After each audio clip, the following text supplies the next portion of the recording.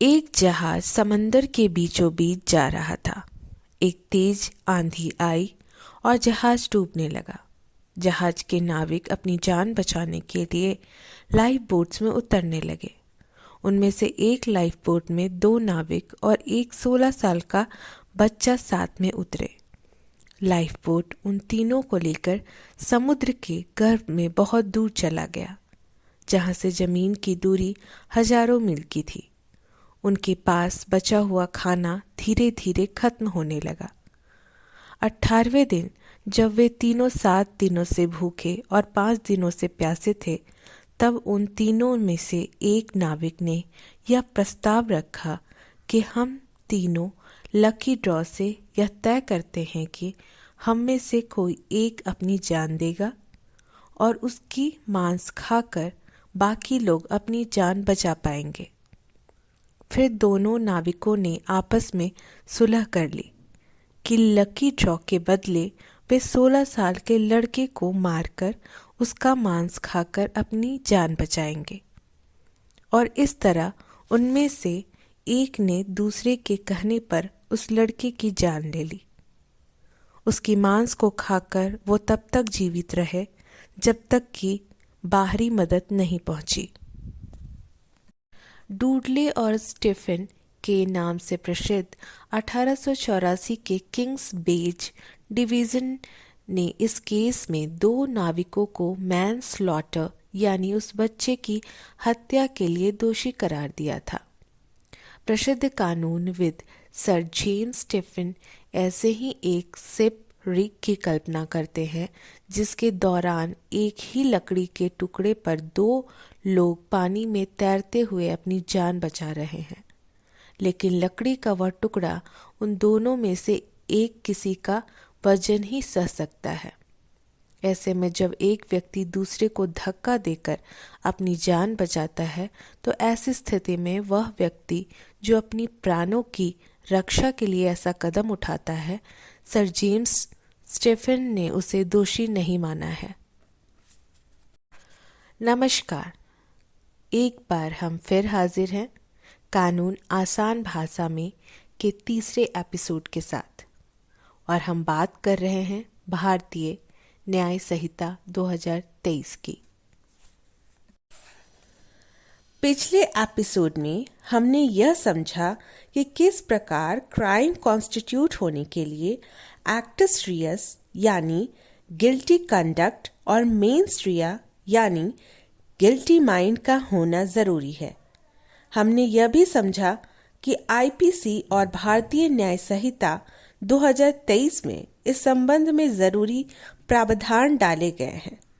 आज हम इसी बात को और बेहतर ढंग से समझने का प्रयास करते हैं।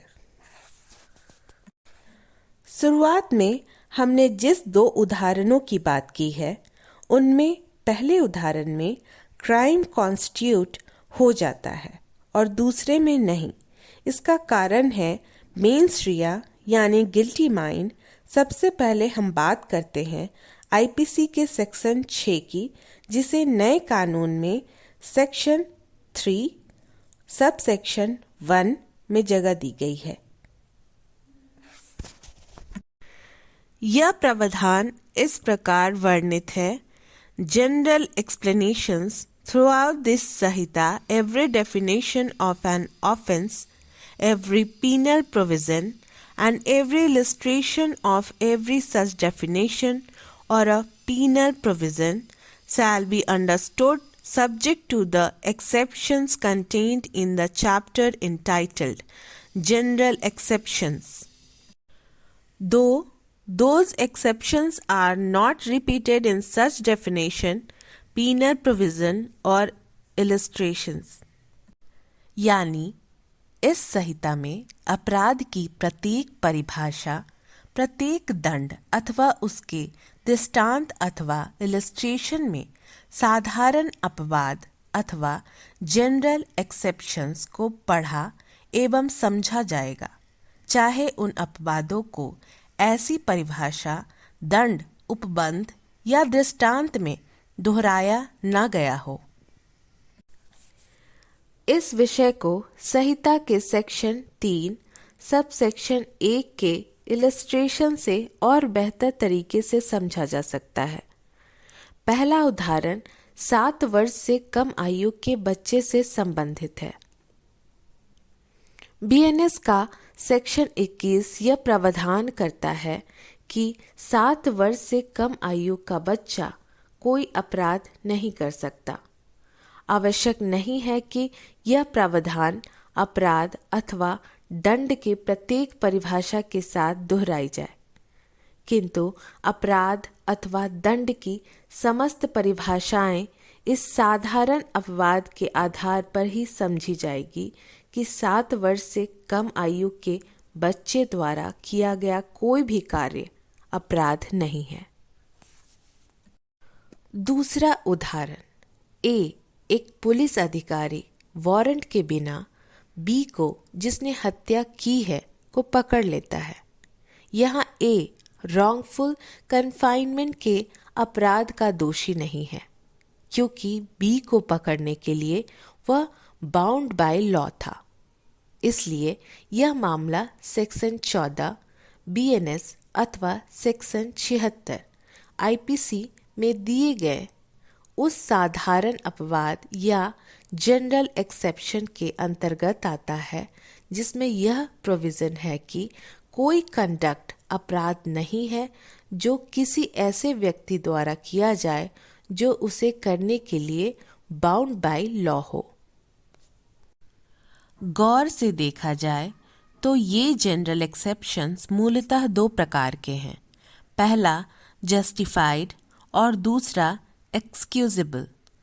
उदाहरण के लिए, जब एक पुलिस ऑफिसर बिना किसी वारंट के किसी व्यक्ति को जिसने हत्या की है अरेस्ट करता है तो उसका कंडक्ट जस्टिफाइड है, इसीलिए वह क्रिमिनल कंडक्ट नहीं है। परंतु जब किसी बच्चे या किसी पागल द्वारा किए गए किसी कार्य को क्राइम नहीं माना जाता तो यह एक्सक्यूजेबल या क्षमा करने योग्य है, क्योंकि उस कंडक्ट को उस पर्टिकुलर व्यक्ति की मानसिक स्थिति अथवा अवस्था के कारण क्राइम नहीं माना गया है। अब हम बात करते हैं कि एक पर्टिकुलर केस में जनरल एक्सेप्शन एप्लीकेबल है अथवा नहीं। कैसे सिद्ध किया जाएगा? संहिता के सेक्शन 3 सब सेक्शन 1 में यह जिम्मेदारी कोर्ट पर दी गई है कि संहिता के प्रत्येक पीनल प्रोविजन में जनरल एक्सेप्शन के प्रावधानों को पढ़ा और समझा जाना है। परंतु भारतीय साक्ष्य अधिनियम 2023 के धारा 108, जो इंडियन एविडेंस एक्ट का धारा 105 था, के अनुसार इस बात को सिद्ध करने की जिम्मेदारी एक्यूज्ड की है कि उसका केस जनरल एक्सेप्शन में फॉल करता है।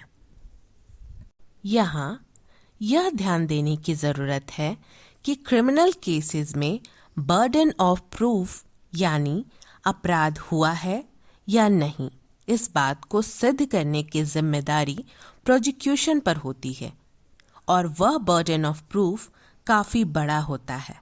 यानी क्रिमिनल केसेस को बियॉन्ड रीजनेबल डाउट प्रूफ किया जाना आवश्यक होता है, परंतु जनरल एक्सेप्शन के मामले में अक्यूज पर जनरल एक्सेप्शन को प्रूफ करने की जिम्मेदारी दी जाती है। तो यह burden of proof beyond reasonable doubt का नहीं होता, बल्कि प्रिपॉन्डरेंस ऑफ प्रोबेबिलिटी का होता है। यानी एक्यूज्ड को प्रोसिक्यूशन की स्टोरी में संदेह पैदा करना होता है और इसके बाद बर्डन ऑफ प्रूफ पुनः प्रोसिक्यूशन पर शिफ्ट कर जाता है। इस प्रकार हमने इस बात को समझने का प्रयास किया कि किस प्रकार बीएनएस और आईपीसी के सारे प्रोविजंस को जनरल एक्सेप्शन के आधार पर पढ़ा जाता है और किस प्रकार लॉ मेकर्स ने मेंस रिया के प्रावधानों को बड़ी बारीकी से इन स्टैट्यूट्स में डाला है। अगले एपिसोड्स में हम बीएनएस के दूसरे पहलुओं को समझने का प्रयास करेंगे।